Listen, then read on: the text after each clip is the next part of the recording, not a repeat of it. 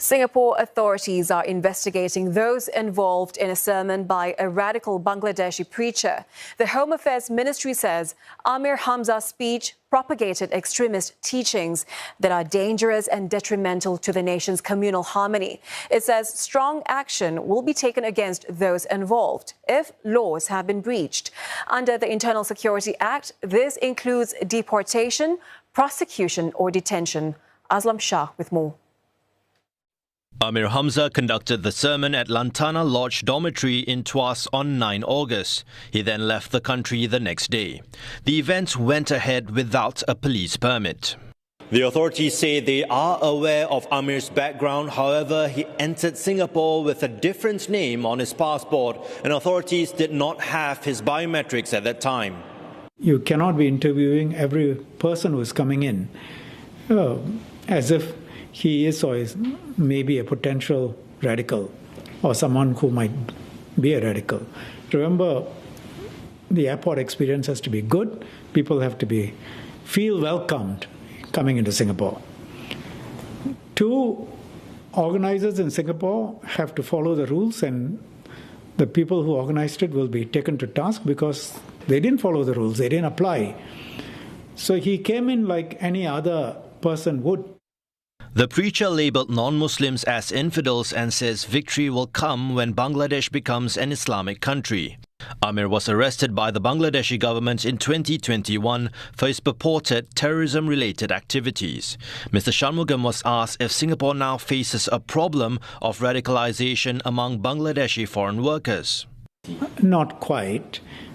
Look, first taking one step back, we make it clear in Singapore that whether it's Singaporeans or whether foreigners, you can proselytize, you can say good things about your own race or religion, but you cannot run down somebody else of some other race or religion. Specific to our Bangladeshi workers in Singapore, the vast majority, the overwhelming majority of them are law-abiding.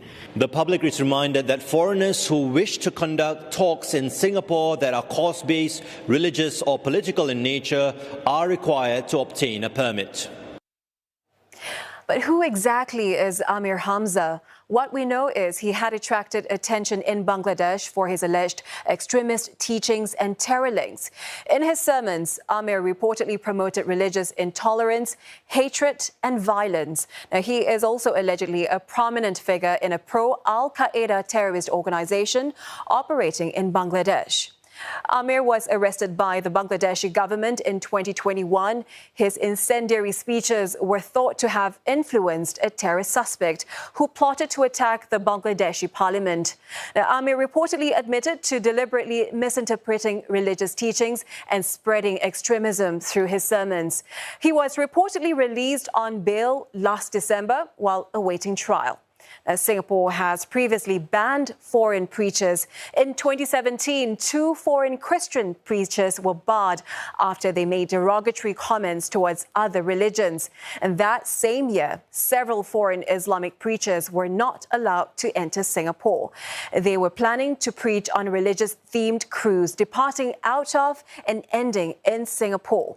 In 2022, Indonesian preacher Abdul Somad Batubara, known for extremist and segregationist teachings, was denied entry and sent back to Batam on the same day.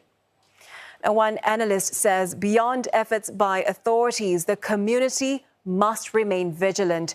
For one, they should report to authorities when they encounter a suspicious person giving religious talks without a permit. Now, he says the community needs to be mindful and discerning when listening to foreign preachers like Amir Hamza. The influence of a person like him is like, in the past we have Anwar Awlaki, Musa Serintonio and others.